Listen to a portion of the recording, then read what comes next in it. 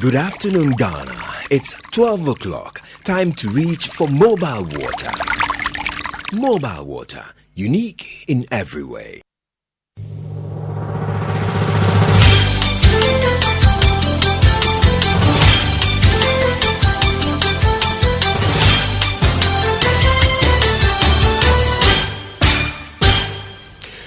"30 years of joyfulness." Hello, good afternoon, and welcome to the Midday News.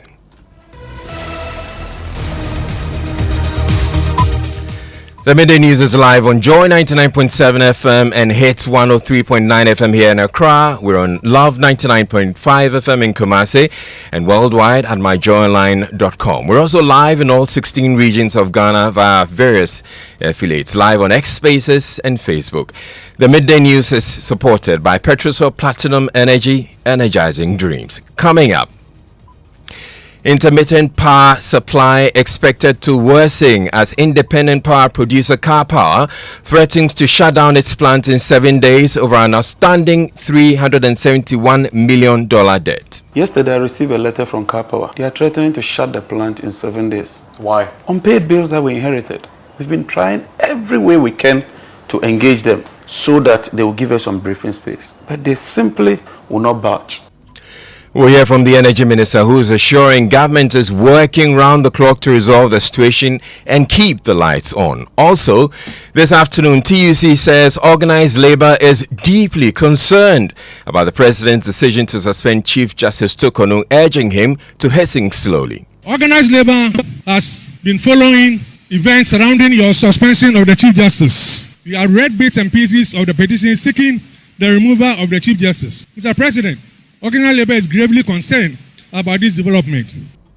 We have details. State set to file criminal charges against former NPP administration officials implicated in National Service ghost name scandal and SkyTrain fiasco as soon as next week in furtherance of oral.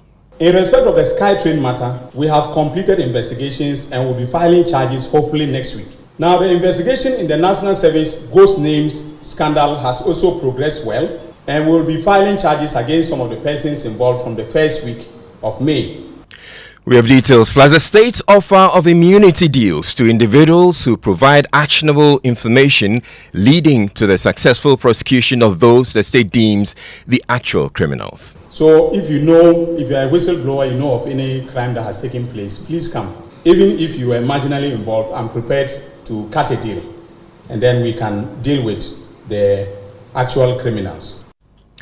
Illegal connections and overcrowding blamed for rampant fires at the Shama Municipal Market, where traders are demanding fast-tracking of electricity meter installations and reconstruction of the market to prevent future incidents. The major causes are illegal connections, because if you are apply for meter, they will not give you, and we need the lights. So we have to go for the illegal.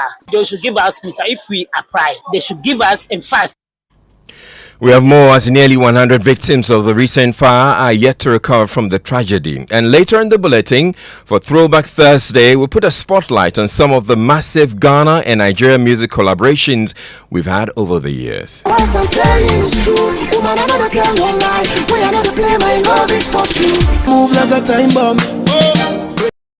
I'm Laryea. Stay for details.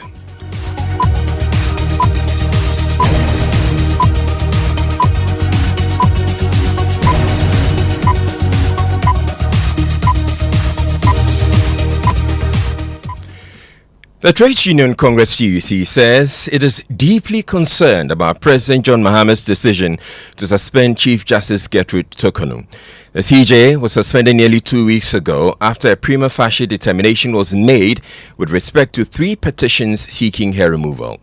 The Ghana Bar Association has demanded that the Chief Justice is reinstated. Speaking at the Midday celebration to honor workers, TUC Secretary General Joshua Ansah said Ghanaian workers want the president to hasten slowly on the matter. Organized labor has been following events surrounding your suspension of the Chief Justice. We have read bits and pieces of the petition seeking the removal of the Chief Justice. Mr. President, organized labor is gravely concerned about this development.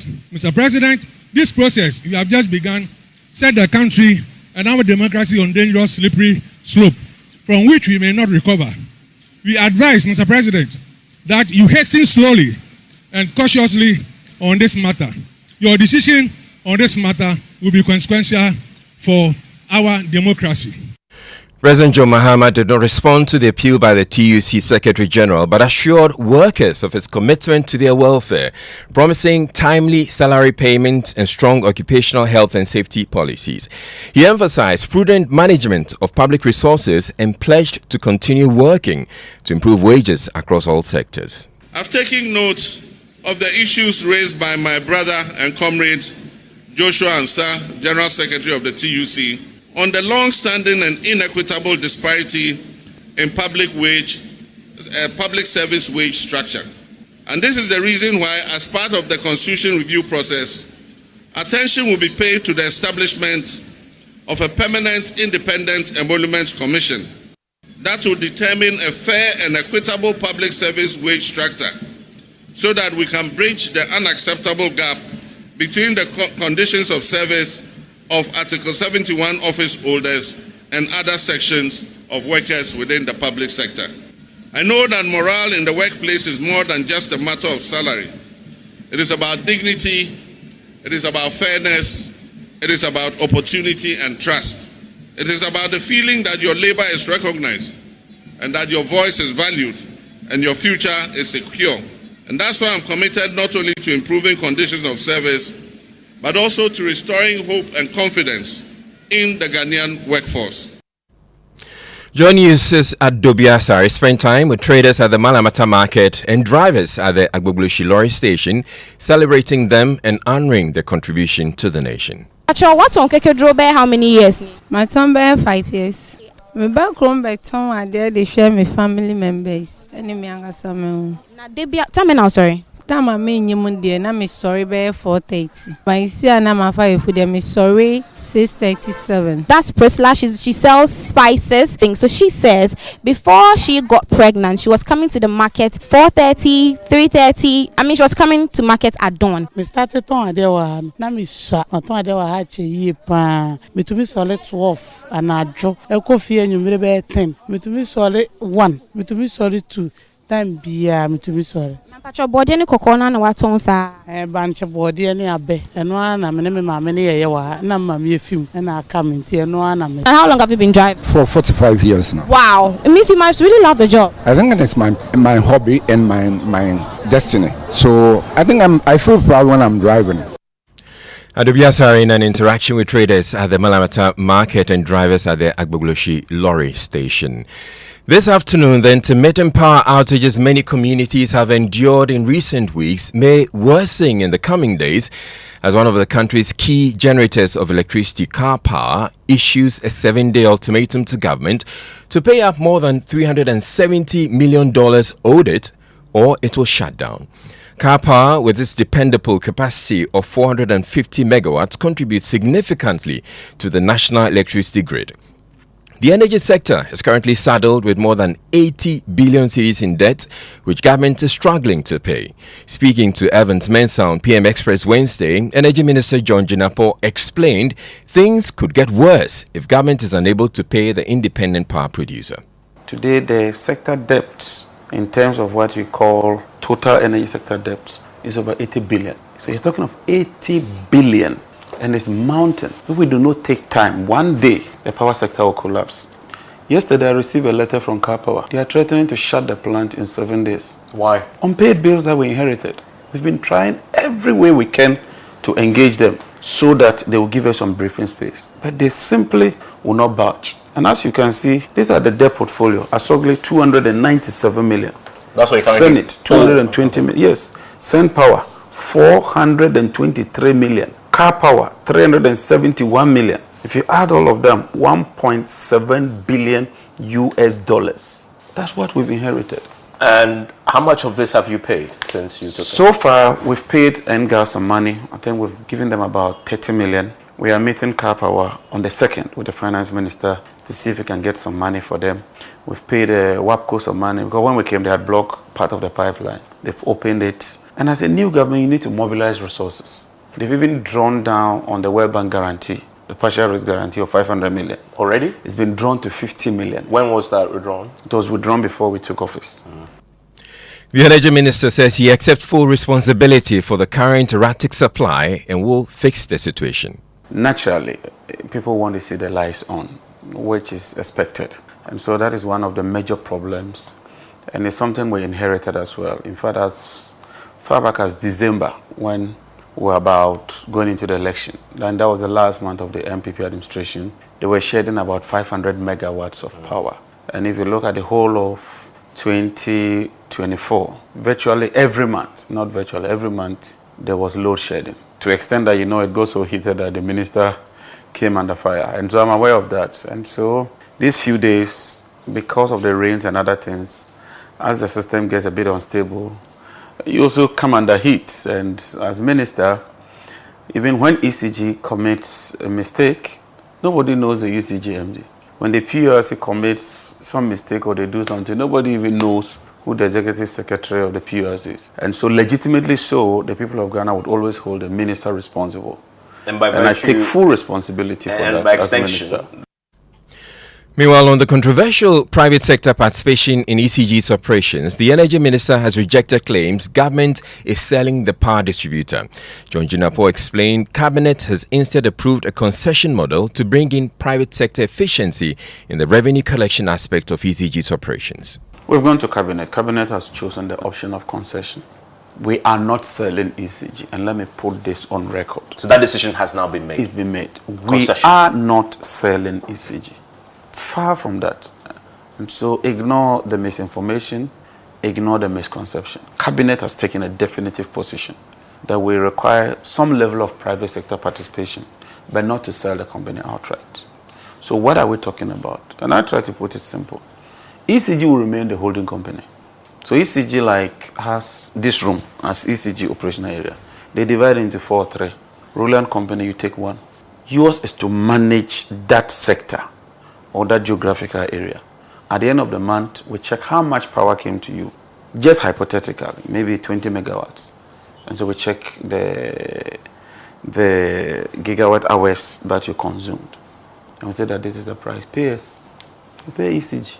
How you collect the money is your cup of tea. So you have to pay ECG upfront? No, you put a deposit or a guarantee. Okay. Energy Minister John Jinapo. This afternoon, government says its operation Recover All Loot Oral is about to go into overdrive, with several former MPP government officials said to be charged with various criminal offences. The state has already filed 11 counts of various criminal charges against former National Signals Bureau boss Kwabena Edubuahen for allegedly stealing, money laundering and other offences. Speaking at a news conference Wednesday, Attorney General Dr. Dominic Ainyene explained investigations have concluded in the National Service Ghost Names scandal and the SkyTrain fiasco, and the charges will be filed as soon as next week. In respect of the SkyTrain matter, we have completed investigations and will be filing charges hopefully next week. We have established that $2 million United States of American dollars was paid by the Ghana Infrastructure Investment Fund without board approval.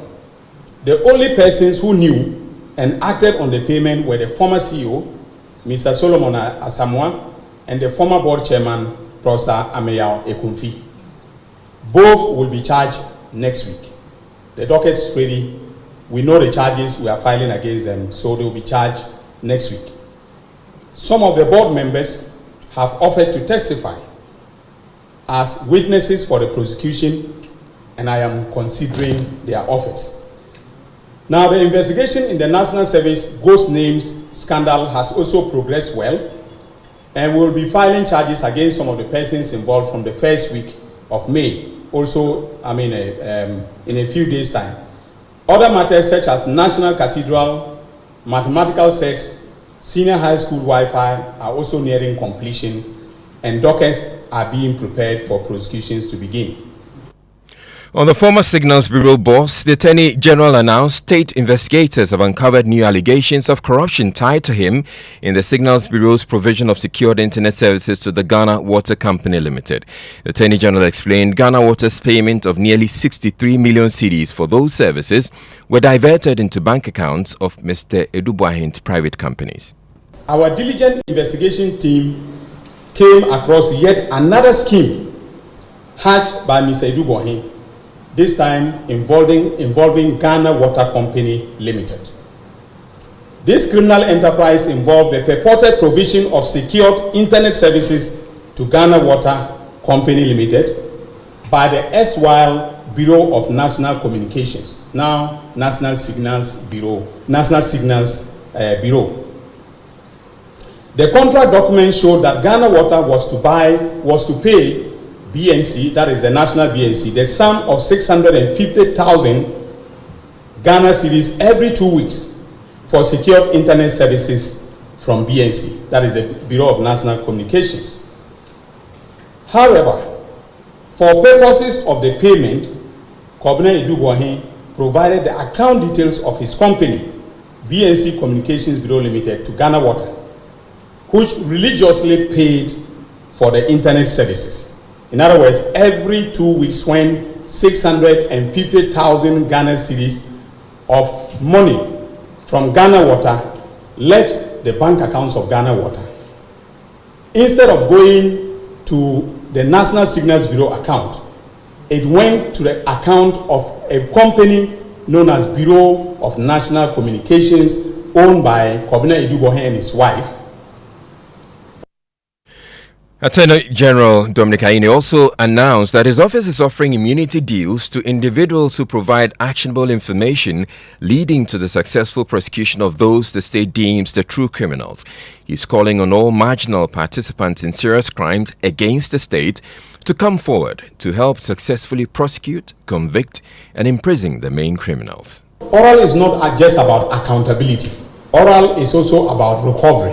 And so, if from all indications, someone who has been, charged with a criminal offense or in the course of investigation comes forward to say that they are willing and able to return the loot in exchange for a plea deal, which will mean, for instance, that either we let them walk away without, getting punished, either through a fine or a term of imprisonment, or instead of getting, let's say, 10 years in jail, we can cut it to 5 years in jail or 2 years in jail in exchange for a recovery of what they have looted. I am happy to do that. Very happy to do that, because that is the essence of order, and that is what Ghanaians want. They do not want people to go to Nsawam and come back out of jail to enjoy the loot. Okay? So Ghanaians want persons who have looted state resources to return those resources. So when you offer to testify, I sign an agreement with you and I immunize you from prosecution either today or in the future. So if you are a whistleblower, you know of any crime that has taken place, please come. Even if you are marginally involved, I'm prepared to cut a deal, and then we can deal with the actual criminals. You heard the Attorney General and Minister for Justice, Dr. Dominic Ayine. The minority in Parliament is pushing for the country's asset declaration laws to be amended, insisting they are failing to address corruption. It comes as pressure mounts on President John Mahama to dismiss all appointees who have failed to declare their assets and liabilities after the March 31 deadline. 55 appointees, making 32% of officials appointed between January 15 and March 18, are said to have ignored the constitutional requirement. Here's Ranking Member on Parliament's Constitutional and Legal Affairs Committee, Kwame Haimedu Entry. I don't see beyond the submission of the form, because nobody is required to open the form, to open the envelope and look at the contents of the form or what you have inputted on the form. So a year or two, if fraudulently I'm able to acquire property, how are you going to distinguish between what was acquired rightly and what was fraudulently acquired? So I think this is a wake-up call, because now we're doing the constitutional review. So we probably have to say something about that in order to enrich the thoughts about the requirements in the Constitution. The Ghana Integrity Initiative agrees the President must act to serve as deterrent to future appointees. Michael Bodi speaks for the GII. But it is grievous to come to think about that the President made an express order and they disregarded it. This is the extent to which we are gotten to. And I'm afraid we have a governance issue. I seriously believe that this is one such case that if the president is mindful of ensuring that, the discipline, compliance becomes part of his legacy, I think these people must suffer the penalty thereof administratively. Michael Bwedi is Corporate Affairs Manager at the Ghana Integrity Initiative. The West African Examinations Council says there is a surge in examination malpractices, which it says poses a significant threat to national security and educational integrity. Irregularities in withheld subject results have increased by 16,000% in the last 5 years, while subject results cancelled rose by 269%. This integrity crisis, the council says, undermines national integrity, producing an ill-prepared workforce that jeopardizes competitiveness in the changing global economy. Here's a report by Clinton Yeboah. Subject results withheld increased from 3,235 in 2020 to 522,891 in 2024, whilst subject results cancelled rose from 10,496 to 38,693. Conversely, entire subject cancellation decreased by 9.41%, dropping from 510 in 2020 to 462 in 2024. Head of Humanities at WAEC, Daniel Nidodu, warns the escalating malpractices erode educational credibility, affecting long-term development of the nation. And this is just a tip of the iceberg of statistics given you. After the results was released, others also came out, and this could have beefed up the figures. Mr. Chairman, these figures highlight the escalating crisis of examination malpractice and the urgent need for collective action. Now joining us on the line now is Peter Kwesi Nochu-Koto, who is the Chairman Education Committee of Parliament. Good afternoon to you, Mr. Nochu-Koto. Now, it's Parliament concerned about this development, and how can we collectively deal with it? Good afternoon to you, and good afternoon to your viewers and listeners. Yes, the Committee of Education over the years have been concerned about the level of examination malpractices at the WASE level, especially. For BC, they have been able to reduce it to the barest minimum, but that of the WASE is the biggest challenge. Every year when WAEC appears before the committee, we ask them what steps they are taking.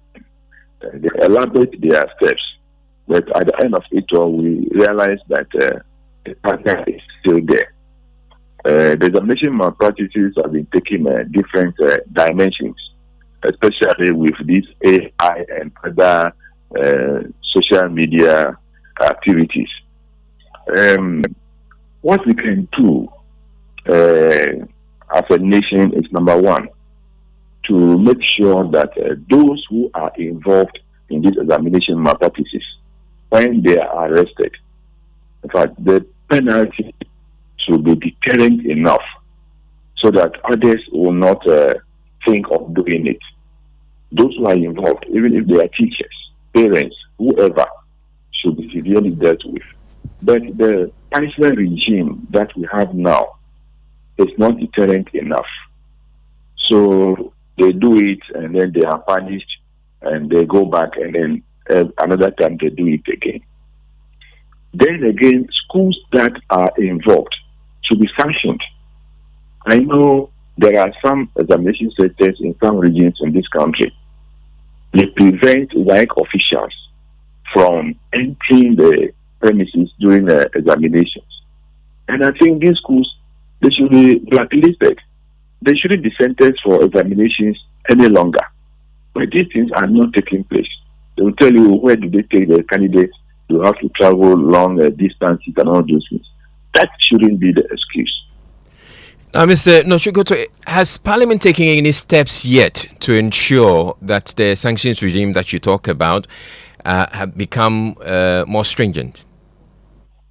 We have proposed that the WAEC Act should be amended or reviewed altogether so that the sanction regime can be made more effective. Because if you look at the law, I think the punishment or the penalties are not deterrent enough. So what we have recommended to the minister previously, and we're going to do same to the current minister, to take a critical look at the Wise Act. All right, thank you very much. You heard Peter Kwesi Nochukoto, who's the chairman, Education Committee of Parliament. You're listening to the Midday News here on Joy 99.7 FM. We're taking a break, but still to come in the bulletin for Throwback Thursday. We put a spotlight on some of the massive Ghana and Nigeria music collaborations we've had over the years.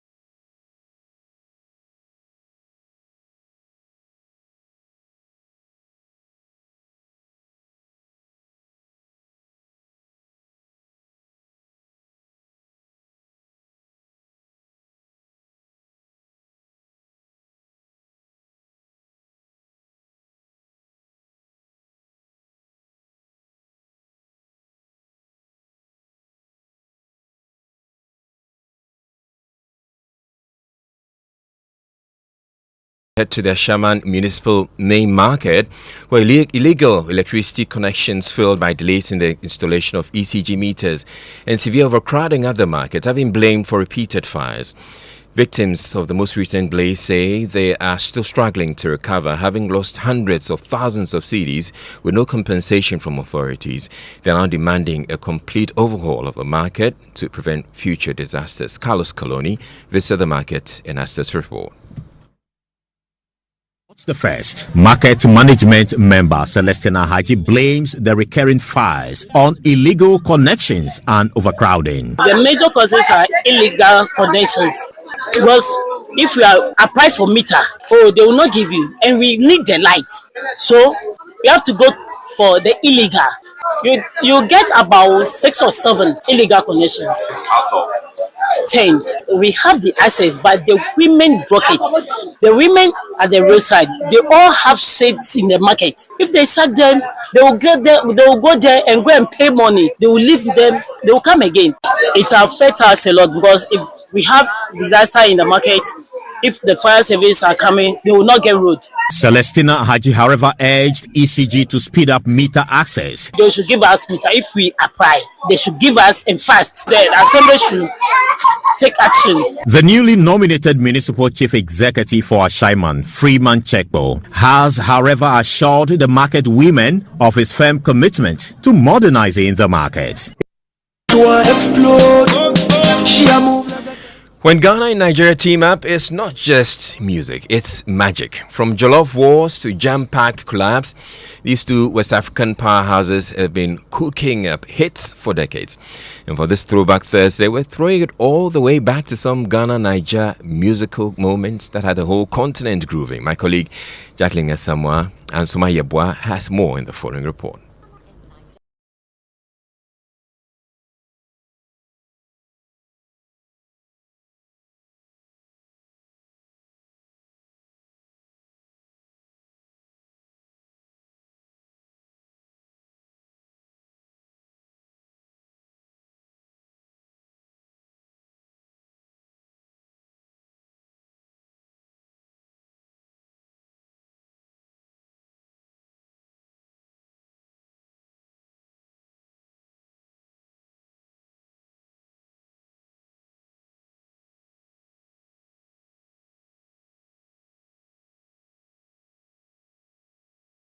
Those days we had Ghana, Niger, events. Music. Yeah, I was telling Kweku earlier. What was your favorite though? A favorite Ghana Niger throwback song? Oh, and clearly this one by Samini is one of those. Time Bomb.